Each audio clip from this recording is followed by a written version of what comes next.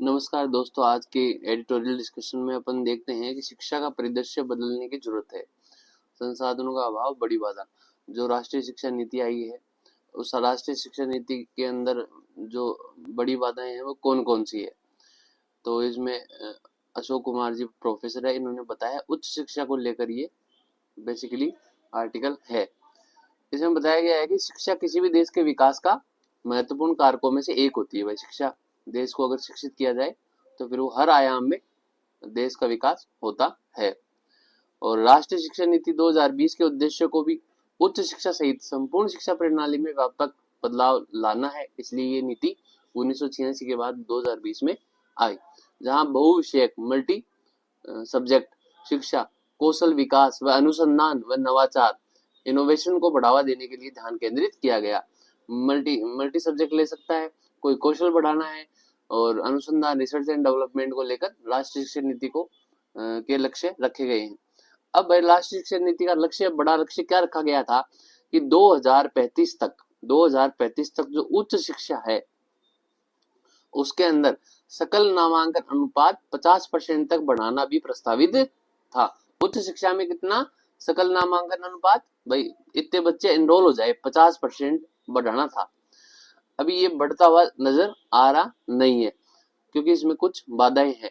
क्योंकि उच्च शिक्षा के लिए उस टाइम शिक्षा नीति जब आई थी, उसमें कहा भारतीय उच्च शिक्षा आयोग का प्रस्ताव किया था, लेकिन ये अभी तक नहीं बना।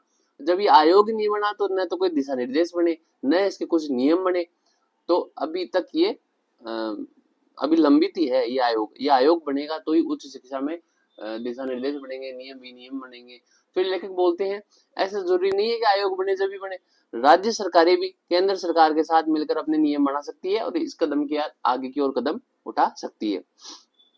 अब दूसरी बाधा क्या है कि उच्च शिक्षा से संबंधित राष्ट्रीय नीति के सभी प्रावधान लागू करने के लिए जरूरी संसाधनों का अभाव है। संसाधन कैसे? जैसे वित्त फाइनेंस की कमी है, मानव संसाधन, कर्मचारी वर्ग कम है, शिक्षक कम है। तीसरा है बुनियादी ढांचा, कॉलेजों की जो बुनियादी ढांचा है ये सब कम है। तो ये तीनों संसाधनों की कमी है। नए पाठ्यक्रम, शिक्षण सामग्री, शिक्षकों को प्रशिक्षित करना, मूल्यांकन करना। भाई पढ़ा दिया मल्टी सब्जेक्ट तो उसको मूल्यांकन कैसे करेंगे? ये सभी संसाधनों का बड़े पैमाने पर निवेश की आवश्यकता है।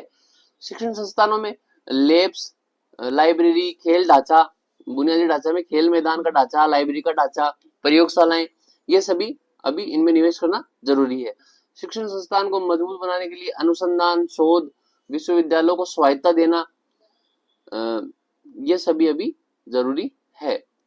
अब और इसके अलावा अवसंरचना विकास में डिजिटल शिक्षा पर भी जोर दिया गया था। तो डिजिटल शिक्षा के लिए अवसंरचना विकास में अभी बहुत ज्यादा निवेश की जरूरत है। अब तीसरी बाधा है कि भाई शिक्षा का जो बजट है उसमें केवल 7% की कटौती अभी सामने आई है। 7% की कटौती कर दी। भाई कटौती क्यों करी? शिक्षा में तो बढ़ोतरी होनी चाहिए, लेकिन इन्होंने कटौती की है।